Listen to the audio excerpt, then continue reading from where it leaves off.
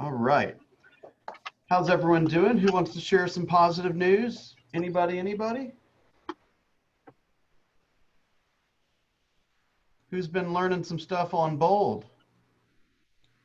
Bo was great yesterday, by the way. It Awesome. addressed what we talked about in our meeting. This is Tawantis. Yes. It was the same thing we talked about, and it was so encouraging, literally, to listen to the feedback from yesterday based off of what we were already talking about with the distractions and just trying to manage our time. Yes. So I really appreciated the whole training yesterday in a different Beautiful. way. Yeah. But while I'm thinking about it, I have been looking for the, what do you call it? The coach's corner from day before yesterday. Was there a coach's corner? Yep, they did say they were the coach's corner. They what? They mentioned that it was a coach's corner. I didn't get to log on to it. I think they sent out the notes on that one though too. I'll I'll have to check and look a see. little closer. I didn't see it in the chat. I'll look. We Yeah, won't waste your okay. time with that. All right, guys. Welcome. Good morning. Thanks for being here. Who's got some fun real estate activities planned for the weekend? Who's hosting an open house? Bill, this Tawantis again. I got some fun going on. Let me tell you. All right. So the buyer that I just got under, well, the seller that we just went under contract, we are probably likely going to go under contract because this weekend we have one property we're going to go check out today. Yeah. I'm likely going to put it under contract as her, selling, buying another one. So just want to share that. That's actually really great. Boy, I tell you, you come to KW and everything's falling into place. I know, right? That's awesome. Good for you. Yeah. Good for you. I have some exciting news as well. Awesome. Rose, talk to us. So I talked with Robin Lemon yesterday, and I'm planning on hosting a first-time home buying seminar and how to do it for little to no money down. So I'm excited and extremely nervous about that. That's completely understandable. Can I offer you a tiny bit of advice? Mm-hmm. So I might consider bringing in, I'm sure Robin probably brought this up to you, but I would probably consider bringing in a loan officer, right? Yeah, that's what we're doing. Yeah. And a loan officer, an inspector, and an attorney. And a what? A closing attorney. Man, that's awesome. And you know what the cool part about that is? I can think of two cool parts right away. Number one is you don't have to give that part of the presentation, right? Mm-hmm. And it's just, it's getting you practice at kind of the mental practice of leveraging something that you may not be the best suited to do. And you get to expose the event to all the networks of the people that are going to be doing it with you, right? So you get triple the exposure. Yeah. Cool. Oh, nice. I'm proud of you. There's been a number of those. Donna did a really good one not too long ago. And then Cynthia Boudoir is really has a lot of experience in that too. So feel free to reach out to her. I'm sure she'd love to share. She actually did a meeting with us maybe a month or two ago, a Friday afternoon or Friday lunchtime success series. And she talked quite a bit about how she puts those together. So that's in the YouTube, what do you call it, channel, if you'd like to go watch that video too. Okay. Awesome. All right, yes. Beautiful. I just posted the schedule for next week. Did everyone see that in the WhatsApp chats? Let's see. All right. Yes. So let me know if you have any questions on that. We didn't have the most fantastic attendance at the coffee chat, but for those that did come, we had some fun, right? I won't tell you what we talked about. You have to come next time. We actually talked a good bit about this. This book right here. It's called Thank You for Being Late. An Optimist's Guide to Thriving in the Age of Accelerations. Guys, this book is a really good read. Gary had us reading this last year. It's about how technology is changing everything. And in order to be successful in the arena that you happen to have chosen, it's really important that you understand how technology is affecting it at a huge high level, okay? All right, let's talk about money. When you guys tuned in today to learn about wealth building, was there any specific topic that you wanted covered or any specific questions you wanted answered? Are you running that today, or is that was the plan, right? I'm just looking at the calendar. We talked about Wealth Friday, right? Oh, okay. I understand the question now. I thought, because Aubrey's doing that wealth building class after this. Oh yeah, yeah. Well, boy, you guys are going to learn a lot today. Unless we have, unless there is a huge opposition to talking about that, and you want to talk about something else. I made the calendar long before Aubrey did. I feel like I don't know what I don't know, so I really don't have any, I can't think of any questions or anything like specific. All right, well, let's first start off with reminding you that Aubrey is teaching the class today. So Aubrey is teaching a class on Cash Flow Club, creating financial freedom and generational wealth. Okay, I'm gonna post the Zoom link right here. He's gonna be talking probably quite a bit, if I was to take a guess, on real estate investing. What's up? You want to say hi to everyone? Hello, everyone. Hi. Hello. Hi, Melody. Hi, Melody. Being recorded. I know. Okay, she's coming to wipe down my doorknobs and stuff. She's awesome, isn't she? She is the best. So nice. All right, I'm gonna post the chat right here. So that is the link. That class, let me just double check. I believe that class is from 10 to 11. Is that right? That class is from 10 to 11 today. 10 to 11 today. I can hold off on wealth. We can talk about profit share. We can talk about passive income. We can talk about whatever you want to talk about. I would like to talk about funding for investment properties and hear your thoughts, any ideas, any knowledge, what you have, because everybody wants to buy investment properties, but the big thing is getting the funding. And for an investment property to get a hard money loan, this is very expensive, guys. That's not the way to do it. You can at all avoid it. So are there any other funding avenues that you know of, Bill, that you can use to fund these other than just cash out of your pocket? Well, let me first start off by saying I do have an investment property, but I'm not like a prolific real estate investor. So there are certainly tons of information that I'm not aware of. I will tell you though, there's really no, that I'm aware of, there's really no shortcut. Either you're using your money or you're using somebody else's money. And when you use somebody else's money, you mitigate your risk a little bit, but you also mitigate the upside a little bit too, right? So if you use hard money is basically somebody else's cash that's designed to be loaned on a short term, right? And the interest rate is pretty significant. Jan, what are you seeing as interest rates on hard money now? They were running between 8 to 10%, and now I have one investor who's paying 15%. So the average is about 12 and a half, but it could go up as high as 15, 18%. And the less experience you have, the higher interest rate you're paying. Yeah, yeah, we'll just leave it at that. Like, some people are have such a high desire to invest in real estate because it's cool that they're willing to pay 18% on money. Is that insane or what?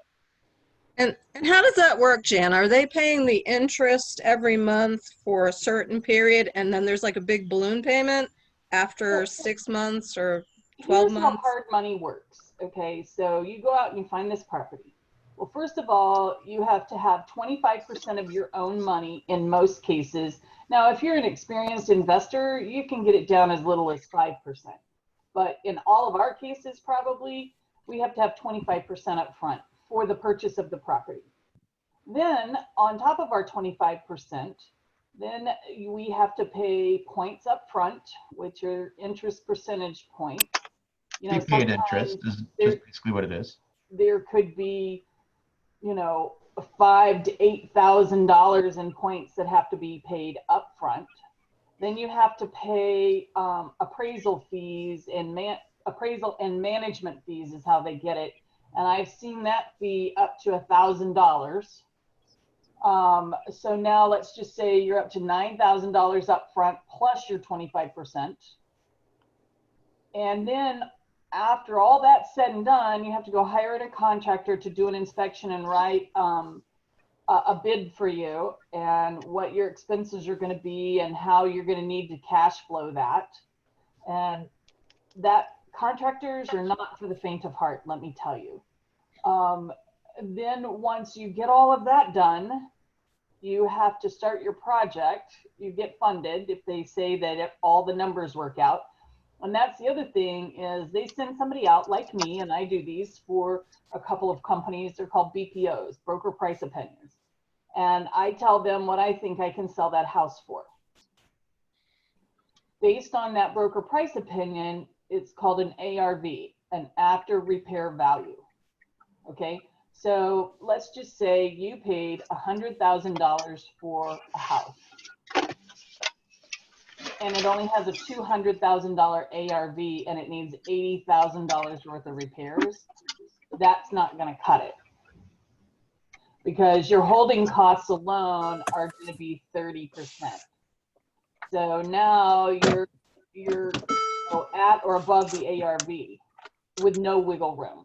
So, you know, there's a formula to it. And if anybody really wants to sit down and learn a little bit more, I'll be happy to show you. But then on the hard money, what happens is you go along and you get a draw here. Well, every time you get a draw, you have to pay a fee. So, you know, the fees on these hard money loans just keep racking up. Well, then COVID hits and you can't get your inspections. You can't get your permits. So you're waiting and waiting. Every month you're paying an interest payment. And when you took out that loan, you made a promise to have that house done in 6 months, 9 months, 12 months. Well, when you hit that mark, then you have to pay all those points up front again. So if you paid $8,000 on the front side, now you got to pay another $8,000 to extend the loan. And you got to find reputable crews when they're all renovating people's houses because we're all stuck at home. Have you tried to get a contractor lately? It's terrible. Yeah, on any given day, it's terrible. I know. Me. I've been in renovation for 4 years since 2016. It's been horrible. How often have you run into seller financing? Do you ever find that? I know that that's like a creative financing technique, but is that realistic? Are there? It is. I have 2 properties. I have one listed for sale right now that the guy only wants to do seller financing. And I've done seller financing for 2 other properties. They're golden nuggets is what they are. So if you can get somebody to seller finance, and because what happens is they have to take a second position on the mortgage, you know. Or they have to own it outright to have first position. Exactly. Yeah. And, you know, it just, it gets really sticky if they don't own the property outright. But if they do own the property outright, it's a great income source for them because they become the bank and the first 10 years are almost all interest. So you can schedule you know, in our case, with these properties for this one client, he's got a bunch of them. And as a matter of fact, I'm going to try to buy his rental properties when he's ready to turn them loose because he's going to own or finance them and it's not going to cost me anything. But what he does is he'll own or finance it, but you can't sell it for 3 years. And if you do, there are very steep penalties. So, you know, these people, it's really advantageous to them because they're going to live in them. So they don't care. So one thing I always recommend is we wrote a couple of books, or not we, Gary Keller and his team wrote a couple of books on real estate investing. One is The Millionaire Real Estate Investor, one is Flip, and one is Hold. We have copies of all of them. I have copies I could let you guys borrow, whatever you want. Don't go into this completely blind. just in what Jan just said, and thank you, by the way, for sharing all that, there was like 7 different examples of nothing comes for free. Okay. So again, you're either using your money and there's an opportunity cost to using your money, right? If you pull it out of wherever it's at today, right? Are you going to sell stock to bankroll these, investments? Which one's going to have been more profitable at the end? Don't just invest in real estate because it's trendy and your buddy's doing it or somebody at the office is doing it. Make a strategic decision and go get a ton of education and go find out where people are crushing it and go find out where people are losing their shorts, right?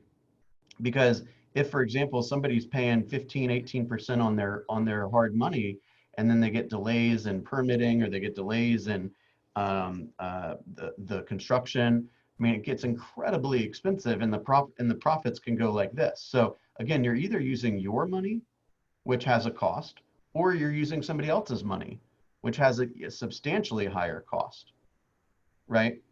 Don't forget, guys. Yeah. Guys, don't be afraid. I mean, because for the right deal, it's very viable, but you have to have all your ducks in a row before you go into this. I mean, there are people making $40,000 and $50,000 on flips, and then I had a first-time investor, and he didn't listen to a thing I told him, which a lot of times is the case. And don't be offended, because they don't. They just know everything. He was going to make $30,000. Well, he wound up making $1,000 when it was all said and done. But guess what? It was his first flip, and he didn't lose a penny. And to me, that is a win-win for the first flip.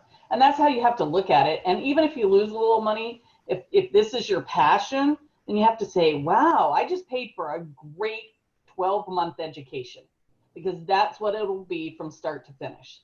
And you have to just look at it as that. And there's a lot of different scenarios where investing is a really good deal. Oh yeah, I'm not suggesting at all don't do it or don't learn about it or don't think about it. It's just a matter of you got to be educated, super educated, right? I have a couple of friends. I have a friend. What's that? I have a friend who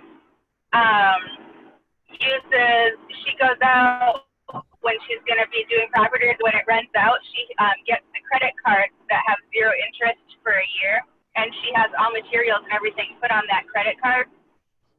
So she talks to her vendors ahead of time and has them use the card for everything. So she's financing a very, very small part up front. She's like paying for the labor and things as it goes, but she works with vendors that let her use that 0 interest for a year credit card, and she just keeps getting new ones after the year runs out. And that's how she, works with it. Kind of reminds me of my early days. 0% transfer? Cool. Right? Yep, I remember doing that too. Heather, that's a great option. And, there are some options there. But once again, that's a strategy that you need to really be educated on, because I had another investment client who he took out all those interest-free loans for a year, and he did a terrible rehab. So his rehab didn't make him the money that he needed to pay back all those 0% interest credit cards. Mm-hmm. Well, she's somebody who's been doing it for a long time. She's had rentals and different stuff for like 20 years. I don't know how many properties she has. She's really, she does this as a game. Well, that's again, a takeaway here is educate yourself and get around people that have done this before and have learned the lessons. It's modeling, right? I'm trying to model daily behavior for you. I'm trying to model leadership and sales techniques and whatnot for you. We are all trying to help you create the models for your organization, your budget, and your lead gen and your economic model. It's all modeling, right? Who has done what you want to do before you? Just understand. And there are organizations, there's clubs and stuff like that in the metro area for investors and all that, where you could go and probably. And that's where I learned what I know about investing. Is I belong to Atlanta RIA, and then they have an educational portion to it. and I belong to that private coaching group. Right. So again, invest in yourself. Invest in yourself. Don't just throw cash at things because it seems cute. Okay. And the biggest takeaway here is, I talk to a lot of agents, and I mean, everyone wants to be a real estate investor, right? Oh, well, I want to buy quadruplexes and 20-unit houses and all these kind of things, and they make no money. And I'm thinking to myself, this is not going to end well, right? So really understand that the most powerful way of creating money that you have right now, in my personal opinion, is a real estate license, right? You go out there and you have a couple sales. I mean, what Linda McKissick's a KW longtime celebrity, basically. Her and her husband own like 120 single family homes in Texas, and all kinds of commercial buildings and region. I mean, it's just insane. Anyway, what they did is they had a real estate account, and they devoted, I think it was like 15 or 20% of every commission check that Linda did to the fund. And whenever this is a while back, so whenever the fund reached 20 grand, they bought an investment property, right? Down payment for an investment property. They threw a few $1,000s into making it pretty. They rented it out. Long-term strategy, right? They put them all on 15-year notes. They cash flowed every single one of them.